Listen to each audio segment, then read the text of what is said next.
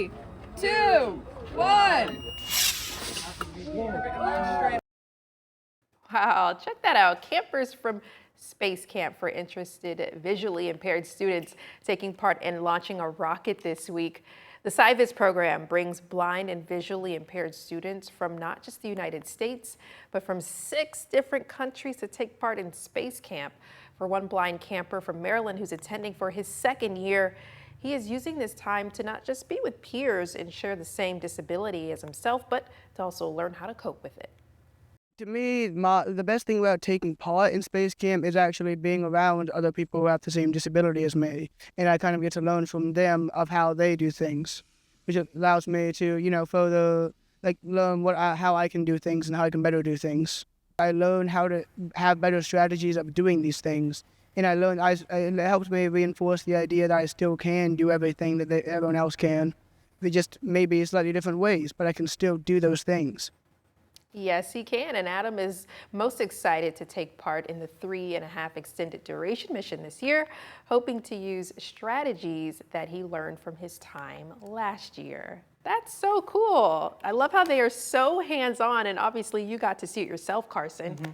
Yeah, this was a really cool experience because you got to see these kids where, okay, they have a disability, but they are using that to their full advantage. I mean, you probably saw a little bit in the video, but instead of, maybe inspecting their model rockets with their eyes, they were using their hands. They were, taking just basically a almost, I guess, a sensory image with their hands to take a look at that and make sure the design was the one they had and that they had created. It was so cool to see all that in action. That is cool, and I'm sure they use their other senses like hearing to help as well. Did you get a chance to see how that works as well? Yes, when I was actually having to sneak up and try to get some footage, and it was so cool, and it was a little gravel area, and I stepped nearby one kid, and he literally noticed me, and I was like, who's there? Oh, So wow. I was like, hey, don't worry, I'm just filming. So it was so cool to take part in that, to see those senses in action. That's awesome. I'm glad you got to experience that, Carson. Thank you. All right.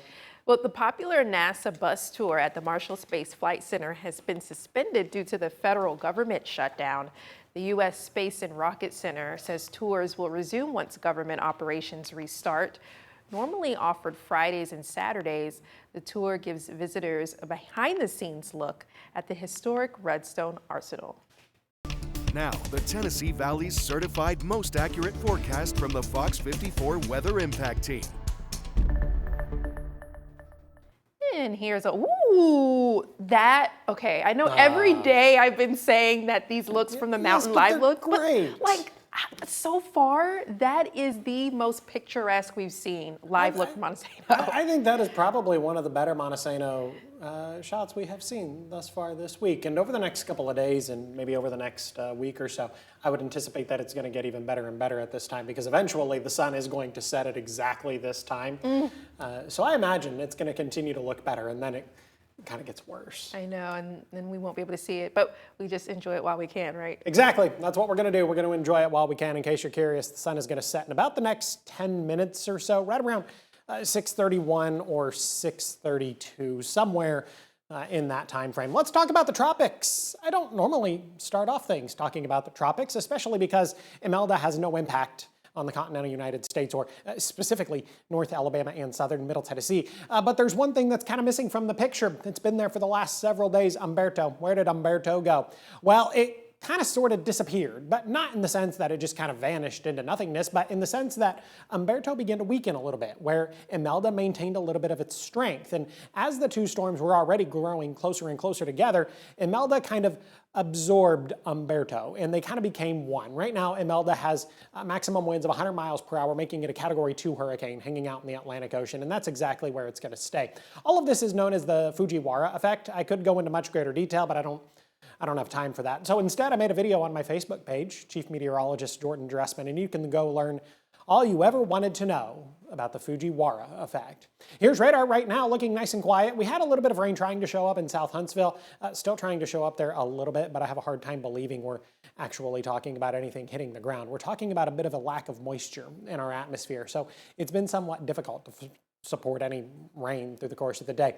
We're going to stay dry Thursday, Friday, Saturday, but then other opportunities for rain build into the forecast as we head into Sunday, and then especially Monday, Tuesday, and Wednesday of next week, where at this point, rain is looking a bit more like a certainty. No day is going to be a complete washout, but rain is definitely a certainty for some of us, anyway. We don't typically get a lot of rain in the month of October, right around 3.59 inches of rain. Sunset 6:29 tonight. I was close. I was off by a couple of minutes. And by the time we get to the end of the month, sunset is going to be at 5:53 p.m. So we'll start looking at the really nice pictures during Fox 54 News at 5:30, I suppose.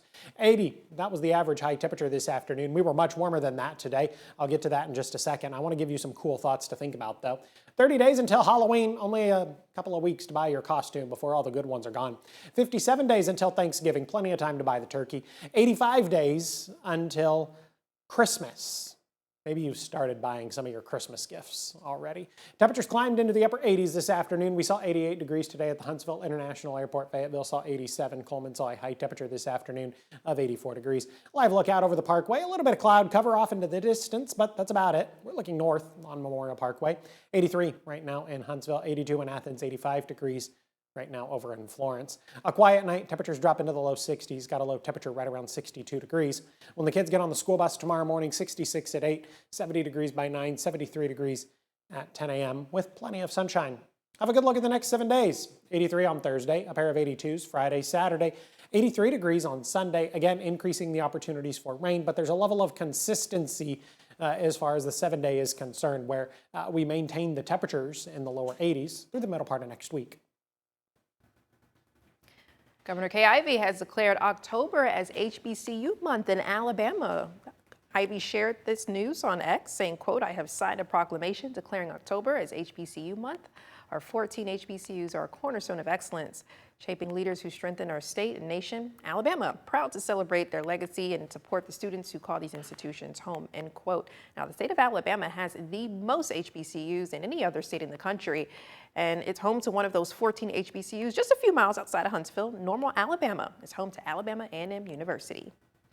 Music lovers in the Rocket City, get ready for some fun. The Chainsmokers and DJ Diesel, along with many other acts, will perform this Friday and Saturday at the Orion Amphitheater during the Breakaway Music Festival. The Northern Alabama stop is part of a nationwide tour with different acts performing at various venues. Lineups can include as many as 24 acts over the weekend. For information on how to score tickets, go to fox54.com. Alabama students in grades 3 through 9 are invited to a free Stay Inbound basketball and football camp on October 9th, and this is at Mae Jemison High School. The camp runs from 7:30 in the morning until 4 p.m. with snacks and drinks provided for all participants. Can't beat that. Kids can take part in basketball or football drills and games, all led by trained coaches and staff in a safe, fun environment. Students will need a signed permission slip from a parent or guardian to take part. Without one, though, they won't be able to participate. For information on how to sign up, go to fox54.com. Mo, what's going on in sports? Well, the Atlanta Braves are officially searching for a new manager in the bullpen. I've got the latest on Brian Snitker coming up next in sports.